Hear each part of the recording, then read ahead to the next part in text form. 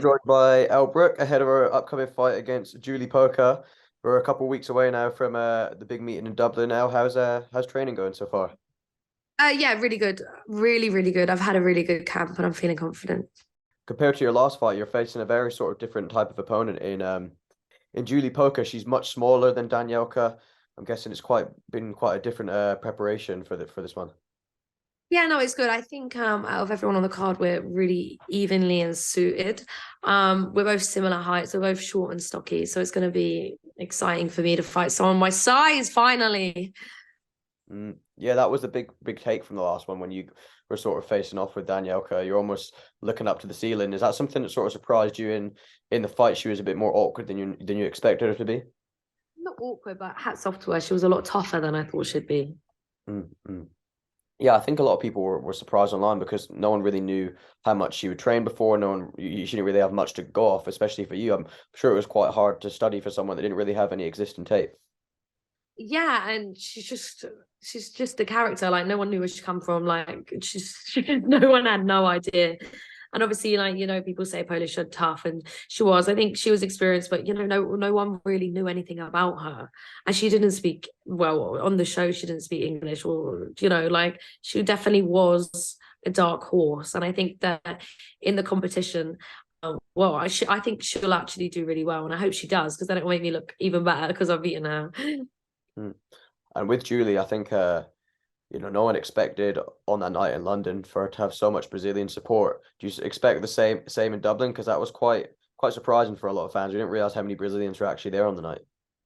Yeah, no, it was crazy. They're the best fans. I wish like they're so loud. They were like stamping their feet. It was incredible. By the final, everyone had gone. So it was like, whoa.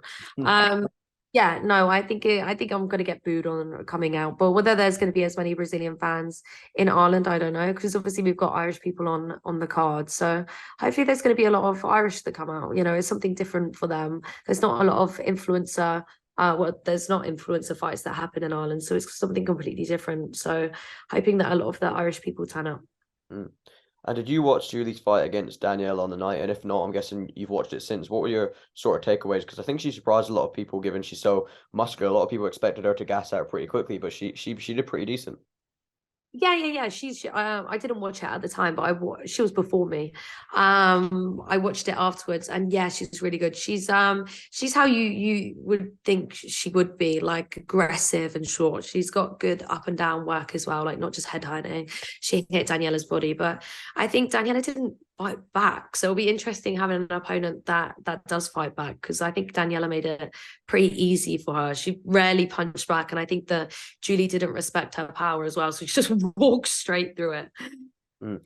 Do you expect this fight with Julie to be a bit more like your one with Faith Ordway, where it sort of, from the get-go, it was over pretty quickly because you both came out swinging.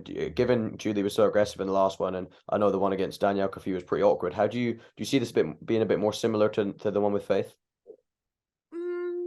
I don't know because like Faith fight, I knew that well. We both always had that it was 3 rounds in mind. So whether this is going to be a dog fight to the end, 5 grueling rounds, because I think Faith wasn't tough, but I think Julie is tough. So I don't think it's going to be as easy as that.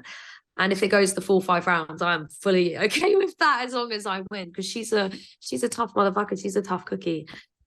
Mm. And speaking of wins, someone that got the first win on the card that you lost for was your sister. She, was the opening fight of the night, I believe, and she got the win over Amber O'Donnell. It's been what, about 3 months. So how big has your sister's game come on since that win? She'd only been boxing 5 weeks and then she won. So, and she looked a lot better than me with my first fight, and I'd had like 10 weeks of training. So she's progressing really well. She's got a really good team around her. She's confident. So yeah, like the best possible outcome for me is to fight my sister in the final, I think. Because if there was that slight chance I'd lose, man, at least it's against a sibling. Mm. Have you had a conversation about sort of splitting the prize money if you get to the final? No, fuck no. I don't split anything. I work hard for everything. But no, I'm just so glad she's in the scene. There's nothing bitter. I think that it'd be tough for my mum. We actually make jokes all the time that if me and my sister were in the final, whether it would be like, you know, like press the red button for like a family view, like on the cam. Like their live reaction, like I think would be like hilarious. They're gonna be like, oh my God, oh my God. Would your, I don't know if your mum was at the last one, but would she be at the final if it was both you and your sister fighting, or is that someone she couldn't watch? Yeah, we were also joking that she should ref it. Imagine my mum as the ref. She'd be like, anything goes. At least they've got gloves on this time. Mm. You know, parents always have a sort of favorite sibling. Who do you think should be more biased towards? There's definitely between me and my sister. There's definitely not any biased. There's never been one that's really been the favorite. If anything, I've always been a mummy's girl, and my dad was with my sister was always the dad's favorite. But as we've grown up, it's been different. So I don't think she'd honestly be rooting for either of us. Maybe it'll be a KO at the same time. Could you imagine? A double KO in the final. What would you do with the money? Who would it go to? Yeah, would our ex opponents, would Julie and Barbie have to fight for like the final because that was like it like didn't count? I don't know. And yeah, speaking of Barbie, I think on the last card she was what, the only female to score a knockdown. She almost thought she knocked Whitney out, but she didn't obviously get the finish. But again, speaking of some fighting someone you're not your own size, Emily again's fighted her, and she's what, 6 foot tall. Barbie, she's massive. So have you spoke to Emily much about the matchup with Barbie or not? Yeah, no, we've obviously like she's spoken about her tactics and what she's going through and her training and people she sparred and that kind of thing. Yeah, it's a complete mass mismatch. Like you don't see this in men's influencer boxing. Like there's gonna be so like weight and height difference between them is yeah, it is what it is. Mm. I think Barbie was someone who sort of was surprised a lot of people when she was announced in the tournament because of sort of appearance and stuff. Is she sort of the same from behind the scenes as she is on stage? Obviously, she has this persona, but is that how she really is, or have you not really spoke to her much? Not supposed to her much, but from what I have, like she actually does seem quite sweet and genuine. So I guess it's all like a scary front. I think that if you're just judging her from the outset, you must think, oh wow, like this, she's just different. She's just scary looking. And I think from, you know, ordinary people like me, like oh poly girls, you're probably thinking, raw, like that's something completely different. But I'm sure underneath the makeup, she's just like everyone else. Mm. And obviously, you've been in the public eye for quite a while now, but recently, I think a lot of you came to light in media spotlight because of the interview with Piers Morgan. Do you find that this sort of came like a new wave of attention after this interview? Because it was kind of everywhere because of the whole Ferrari interaction and stuff like that. It seems like you almost impressed a lot of people because Piers can be quite a hard person to be interviewed by. Yeah, no, I think I gained a lot of people's respect, and I've gained so many female fans and attention because and the people hate Piers Morgan. I thought I was hated, but people despise him. So just the fact I went in there, I stood up for myself, wasn't taking any of his shit. I've gained so many fans, and it went trans global. Like people, I've got so many American fans, and yeah, it's just been absolutely crazy the amount of attention I've got. But we didn't really speak about boxing. I wish we did. I know I've had a few comments like, oh, did you just not want to punch him? I'll ask you that. Did you not want to punch him? No, do you know what? He didn't actually vex me. I was not angry whatsoever. I was so cool in that debate because it's something I'm so comfortable with. Like people attacking me for my job every single day. So yeah, I was just like, 50-year-old man telling me what like a 25-year-old girl wants to do with his body. Oh. Did you sort of expect it to be? I'm guessing you sort of prepared yourself when you went there. You know, he's not going to be full of praise. I'm guessing you thought it was going to be quite hostile, and maybe that's something that you prepared like your answers for. Well, I only got the call the day before that was going on, so I honestly didn't rehearse it that much. It was something natural. I think, if I'm quite witty and sarcastic, so it's perfect for me. But I thought the interview was going to be something really political, and I thought, oh, I'm going to look so dumb because this is something he does all day, every day. He's top notch at debating. He's obviously sick at politics, and I know jack shit. Like I thought it was going to be really like politics based, but it was just him attacking my character. So I was like, perfect, I can speak all day every day about me, talk more about me. I love speaking about me.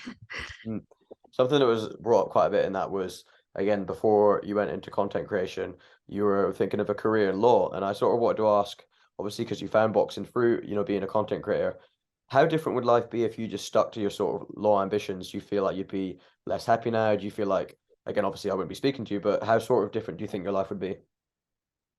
Like completely different. I think that I've always been someone that's not interested in sports, so I would have never have ever have taken up a sport, perhaps, casual gym going, that kind of thing.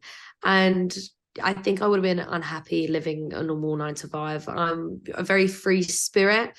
I like having, like the choice of what to do with my life. So being managed by someone in a different company would be hell. Sorry. I'd be so unhappy if I wasn't a content creation. I'd always be self-employed. I think that I would have never have made it to be a solicitor anyway.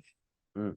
And speaking of your sister, I don't know if maybe her sort of route to it was the same. Was she sort of going down maybe a law or like a different profession before thinking of a content creator? And is that something you, because I believe you went into it before her, or maybe I'm mistaken, you went into the same time. How did she sort of get into it? And I'm guessing maybe it's you had a part to play in it.